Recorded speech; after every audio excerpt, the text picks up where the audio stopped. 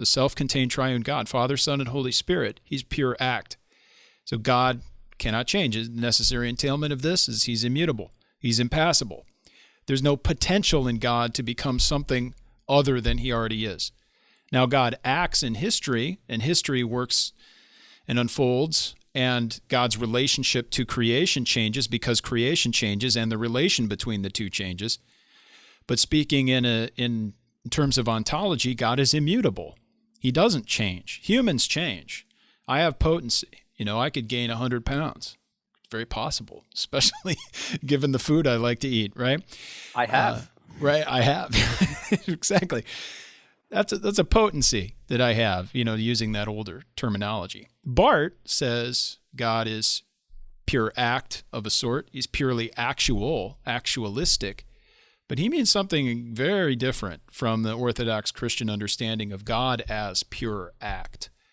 And that goes back to the paradigm. It goes back to the vocabulary. He's using similar terminology, but he has an entirely different ontological conception behind it, doesn't he?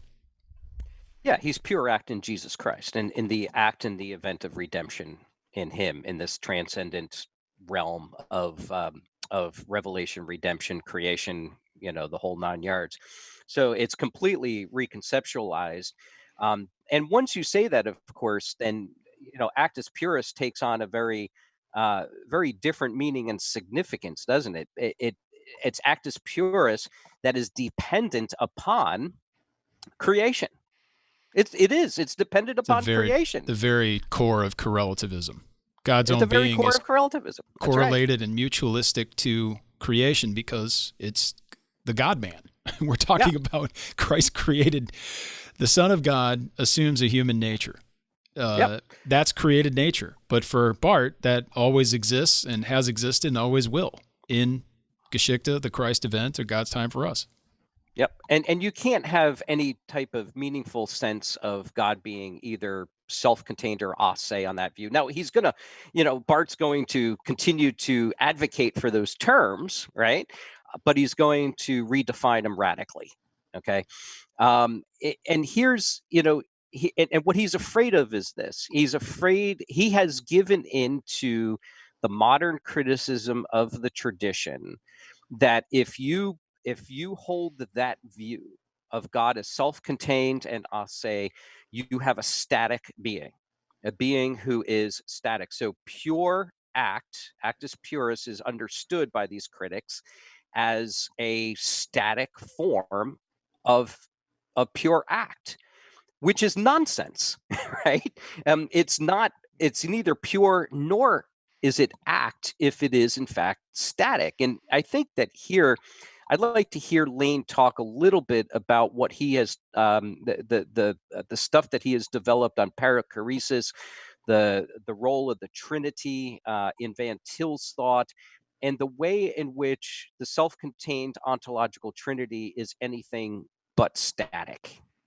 Just in the last Voss group, we spent some time looking at God as spirit and talked about Isaiah 57:15, Malachi 3:6, James 1:17, and a host of other texts. And really what Van Til, I think, pushes us to say, and he's saying this especially as he understands Trinitarian personhood, pace Barth and pace idealism, the absolute idealism, is that within the being of God, you find one God who is immutable, impassible, simple, self-contained. Yet you find these acts of the processions within the Godhead. The Son is eternally begotten of the Father. The Spirit eternally proceeds from the Father and the Son.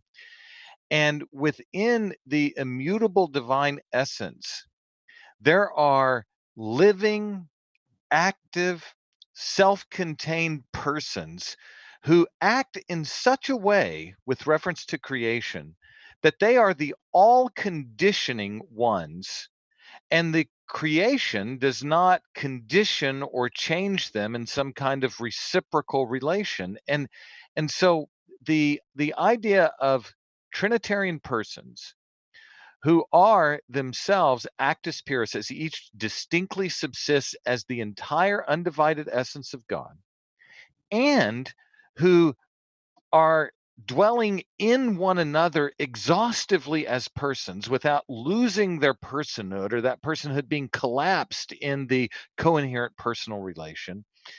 Those persons are the actual archetype for understanding the self-contained, living and active character of intra-Trinitarian life of God, who is spirit, as Father, Son, and Holy Spirit.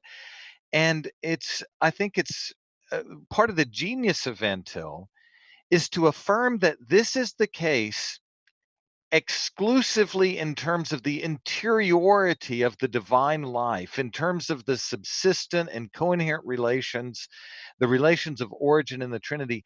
God is this immutable yet dynamic, acting triune God in his works, wholly apart from creation, in the immanent Trinity. And I think it takes time as you work through the Reformed tradition, as you work through the scriptures, it takes time to think of those persons as themselves self-contained, as themselves immutable, as themselves impassible. But it's precisely that conception of triune personhood that we have to maintain with the greatest of vigor, because if we don't, what are we going to do? We're going to collapse the concept of pure actuality into a correlative relation like Barth does in the Christ event, or like the idealists do in the reciprocal and interactive and incremental movement toward the realization of the absolute. And so this is, by the way, this is not simply something that you find only in Van Til. I'll say this very briefly and then I'll stop.